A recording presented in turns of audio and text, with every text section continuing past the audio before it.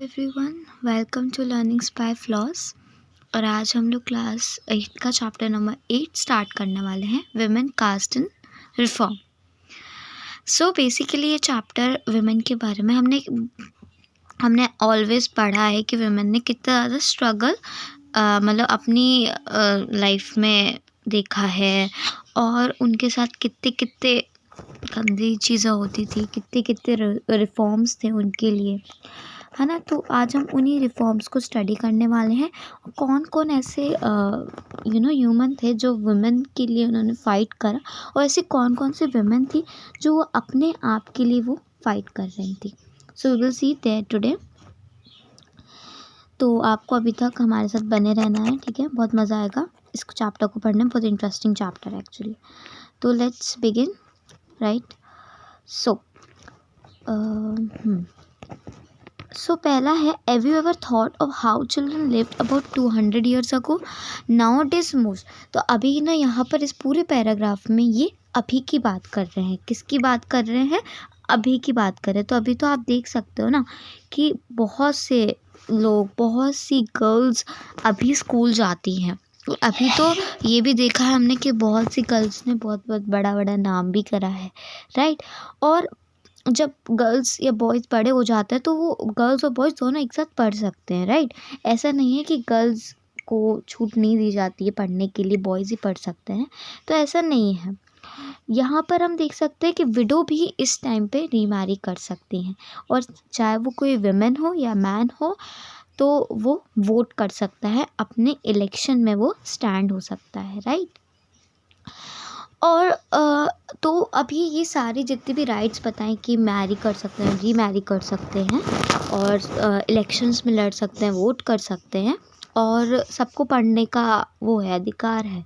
लेकिन ऐसा नहीं है, सब लोग इस इस रूल्स या फॉर्म्स को एंजॉय नहीं कर पा रहे हैं अभी प्रेजेंट के टाइम में, देखें। क्योंकि अभी भी पॉवर्टी है, अभी हम देखते हैं, क्योंकि बहुत से लोग हैं जो वो नहीं कर पा रहे हैं, व्हाट कैन आई से, एक्सेस नहीं कर पा, उनके पास मनी नहीं है, तो वो पढ़ा नहीं सकते हैं, राइट। तो लिटिल और no poor people have little और no access to education, and in many families women can also not choose their husband. वो कुछ फैमिलीज में वो 20s या नहीं 19s या 18s के ना लॉ फॉलो करते हैं अभी तक। सो ये गलत चीज़ है मेरे हिसाब से। आपको क्या लगता है? आप ज़रूर कमेंट सेक्शन में बताना। अब 200 ईयर्स अगो देयर एक सेकेंड, हाँ, 200 years ago also things were different at that time.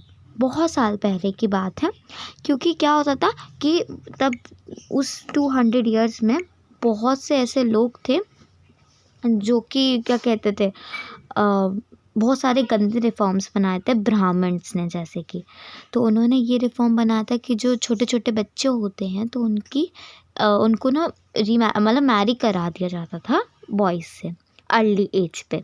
इतने इतने छोटे छोटे से बच्चे, और वो अभी इसी एज में शादी कर रहे हैं, तो उनका तो फ्यूचर ही स्पॉइल हो गया, राइट। और तो अब क्या होता था कि बहुत सारे मतलब अगर हम पूरी कंट्री की बात करें तो विडोज़ होती हैं जिनके हस्बैंड की डेथ हो जाती थी, तो उनको बोला जाता था कि जो आपकी जो चित है, जो आपके पति की जहाँ वो मर रहे हैं ना, उनको करा जाता था, तो उसमें आपको भी जलना होगा, उस आग में आपको अपने आप को जलाना होगा। तो ये बहुत ही बेकार रिफॉर्म था। और वुमेन कुछ अगर इस मैनर की बात करें तो इंसान मर ही जाएगा, लेकिन कुछ बच भी जाती थी। तो कुछ लोगों को विलिंगली या फिर अदरवाइज, कुछ लोग अगर खुद ब खुद उसमें जलते थे तो उनको सती बोला जाता था, वर्चुअस बोला, उनको प्रेस किया जाता था। और जो नहीं करते थे उनको उनकी सोसाइटी में कुछ रिस्पेक्ट नहीं बचती थी। तो चाहे जैसे आपको ये लॉ फॉलो करना ही था। विमेन राइट्स और property were also restricted. Besides most women have virtually no access to education. तो पिछले जो 200 ईयर्स अगो में कि जो वुमेन्स की जो प्रॉपर्टी थी, अगर उनकी क्या कहते हैं, अगर हम उनकी हस्बैंड की डेथ हो जाती है तो उनके हाथ में प्रॉपर्टीज़ नहीं रहती थी, राइट। और उनकी बिसाइड अगर हम एक और चीज़ देखें तो उनको एजुकेशन पे एक्सेस नहीं था। जैसे अभी हम एजुकेशन इजीली ले सकते हैं, उस टाइम पे ऐसा बिल्कुल भी नहीं था। और जब people believe that if a woman was educated she would become a window, ठीक है, तो उसकी शादी नहीं करवाई जाएगी, वो विडो ही रहेगी हमेशा।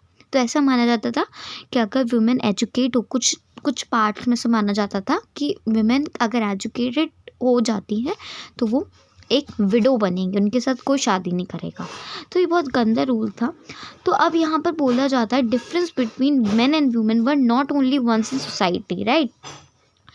सबको माना जाता था, क्योंकि हमने बहुत बार देखा है कि विमेंस को सिर्फ जो हाउस होल्ड वर्क था उसी में रखा जाता था और मेंस को बाहर भेजा जाता था, क्योंकि लोग मानते थे विमेन सिर्फ घर के काम के लिए बनी हुई हैं।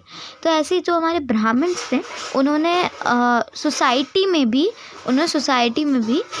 बांट दिया है, ग्रुप्स में कंसीडर में उन्हें बांट दिया है। तो चलो देखते हैं। तो people were divided according to their caste. अगर हम पहले पे देखें तो यहाँ पर पहले ब्राह्मण आते थे और क्षत्रियास फिर सेकंड पे आते थे, फिर वैश्यस आते थे, फिर शूद्रास आते थे। अब क्या था, ये थी कंडीशन। तो अब ये जो टॉप मोस्ट थे ब्राह्मण और क्षत्रियास को टॉप मोस्ट अपर कास्ट में माना जाता था, और जो ट्रेडर्स और मनी लैंडर्स होते थे वो अपने आप को वैश्य समझे। जो मनी लैंडर्स और ट्रेडर्स होते हैं वो अपने आप को वैश्यस बोलते थे। और उनकी जगह उनके जो पीजेंट्स होते थे, जो स्वीपिंग वगैरह का, झाड़ू वाड़ू का करते थे काम, तो वो शूद्रास होते थे, जिनको सबसे गंदा बोला जाता था। उनको कंसीडर करना जाता था पॉल्यूटिंग। उनको टेम्पल्स में भी आपने पढ़ा है ये, उनको एक्सेस नहीं था। सो आई होप आपको ये क्लियर हो गया होगा। और लोग उनको बहुत गंदी तरीके से ट्रीट करते थे। उनको ना तो वो टेम्पल्स में जाने देते थे, ना पानी लेने देते थे। उनके साथ बहुत डिस्क्रिमिनेशन होता था, राइट। और तो अब देखो, over 19 and 20 century many of this norms and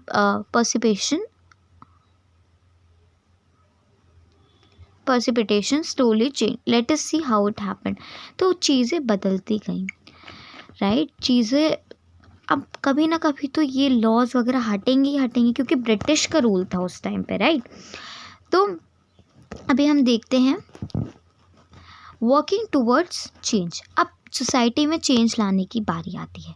अब from the early 19th century we have find debates and discussion about the social customs and practices. तो अब देखो, सबसे पहले अगर चेंज लाना है तो एक बहुत इंपॉर्टेंट रीज़न था डेवलपमेंट, हमारी कंट्री का डेवलपमेंट होने के लिए communication was a one thing, कि हम अपनी बात दूसरे तक पहुंचा पाए। तो इस वजह से कि बहुत चीज़ें इन्वेंट हुई, जैसे न्यूज़पेपर, मैगजीन्स। तब उस टाइम पे मोबाइल्स नहीं थे, तो ये बहुत चीपर आया करते थे। लोग अपनी जो थे वो अपने यहाँ शेयर किया करते थे। तो दीज वर वेरी नाइस, ठीक है। और जो ऑर्डिनरी पीपल थे वो रीड कर सकते थे ईजिली से, क्योंकि ये सारे लैंग्वेज उसमें अवेलेबल थी। तो अब देखो, अब क्या होता है कि चेंज लाना था सोसाइटी में। तो सबसे पहला जो मेजर डिबेट्स वर, ठीक है, तो जो एक रिफॉर्मर था जिसने चेंज लाया हमारे सोसाइटी में, वो फर्स्ट नहीं कह सकता, but a successful reformer to ban sati was Raja Ram Mohan Roy. वो बोर्न हुए 1772 and 1833 he died. He founded a reform association, Brahmo Samaj. उन्होंने ब्रह्मो समाज फॉर्म किया था, और ब्रह्मो समाज फॉर्म किया था उन्होंने कलकत्ता में। और people such as Ram Mohan Roy are described reformers, and these people were very necessity, these people were very important in our society, right। तो उन्होंने बहुत सारे जो ओल्ड थे, जैसे सती था, इन्होंने सती के लिए फ़ाइट करा। सती एक बहुत गंदा सिस्टम था जो कि बैन होना चाहिए था। तो इन्होंने वेस्टर्न, अब कहीं ना कहीं तो वेस्टर्न एजुकेशन हमारे लिए हेल्पफुल थी, ऑफ कोर्स। और अभी भी हम पढ़ रहे हैं वो भी वेस्टर्न एजुकेशन ही है, यह सब इंग्लिश में है। अगर हम पिछले ज़माने की पढ़ते तो एवरीथिंग वाज इन हिंदी। तो आई थिंक कि वेस्टर्न एजुकेशन काफ़ी हद तक हमारे लिए यूज़फुल थी। तो उसने ना उन्होंने जो राजा राम मोहन रॉय थे, तो उन्होंने ना लिखा था विमेन के बारे में। उन्होंने बुक लिखी थी, ठीक है, कि उनको कैसे ना फोर्स किया जाता है बर्न होने के लिए अपनी चिता में, ठीक है। तो changing the life of window, तो उन्होंने कैसे करा ये सब कुछ, जो एशियन टेक्स्ट होते थे ना, क्योंकि उनको वो बहुत अच्छे थे संस्कृत में, तो जो एशियन टेक्स्ट होते थे ना, तो उसमें उन्होंने बताया कि यहाँ तो कहीं ऐसा कुछ लिखा नहीं है, then how can you say that कि ये प्रैक्टिस बहुत ज़रूरी है। तो वो एशियन टेक्स्ट को दिखा के अपनी बात मनवाते थे, राइट। तो उन्होंने एशियन टेक्स्ट दिखाने लगे कि ऐसा कुछ नहीं लिखा है यहाँ पे, और अभी हमें ये जो हो रहा है वुमेन के साथ अत्याचार, उसे बंद करना चाहिए, क्योंकि एशियन टेक्स्ट में ऐसा कुछ भी नहीं लिखा है। तो फिर 1829 में सती बैन हो गई थी, क्योंकि उन्होंने एक बहुत अच्छी स्ट्रैटेजी यूज़ करी थी, क्योंकि एशियन टेक्स्ट को बहुत मानते थे लोग, राइट, क्योंकि वो संस्कृत में होते थे, और संस्कृत में होते थे तो वो हायर में जाता था। तो ऐसा हुआ। अब क्या होता है हमारे में, अब ऐसे ही ना ये जो स्ट्रैटेजी थी बहुत लोगों ने अपनाई। तो ऐसे ही एक रिफॉर्मर थे ईश्वरचंद विद्यासागर, उन्होंने भी ये स्ट्रैटेजी अपनाए, और वो भी सक्सेसफुल रहे स्ट्रैटेजी में। उनको थोड़ा सा स्ट्रगल मतलब थोड़ा करना पड़ा, कुछ लोग इसके खिलाफ थे, तो उन्होंने भी एशियन टेक्स्ट दिखाया और विडो रीमैरिज को बंद करवाया, और 1856 में विडो रीमैरिज भी बंद हो गई। विडोज़ रीमैरी कर सकते थे, एक ऐसा लॉ उन्होंने पास करवाया। तो 1856 में विद्यासागर ने भी वही स्ट्रैटेजी यूज़ करके पास करवाया था। कुछ लोग बहुत अपोज थे, बहुत उन्होंने क्रिटिसाइज़ करा। अब बात ये आती है कि 1829 में सती बैन हुआ, 1856 में हमारा विडो रीमैरिज को लॉ पास किया जाता था। तो ऐसे ही ना बहुत सारे लोगों ने विडो रीमैरिज को सपोर्ट करा, जैसे वीरा सिंगलिंग पंटुलू, ये तेलुगु स्पीकिंग एरियाज मद्रासा, ये आप लर्न कर लेना। और जो स्वामी दयानंद सरस्वती, उन्होंने विडोज़ के लिए आर्य समाज कराया था फॉर्म, और उन्होंने विडो रीमैरिज को भी सपोर्ट किया था। तो बहुत लोग सपोर्ट में थे। तो अब हम नेक्स्ट वीडियो में इसका नेक्स्ट पार्ट कंटिन्यू करेंगे। टिल देन आई होप आपको वीडियो पसंद आया होगा, और आपने वीडियो एंजॉय किया होगा। अगर वीडियो एंजॉय किया हो तो लाइक, सब्सक्राइब, शेयर ज़रूर कर देना, ठीक है। Bye everyone, thank you.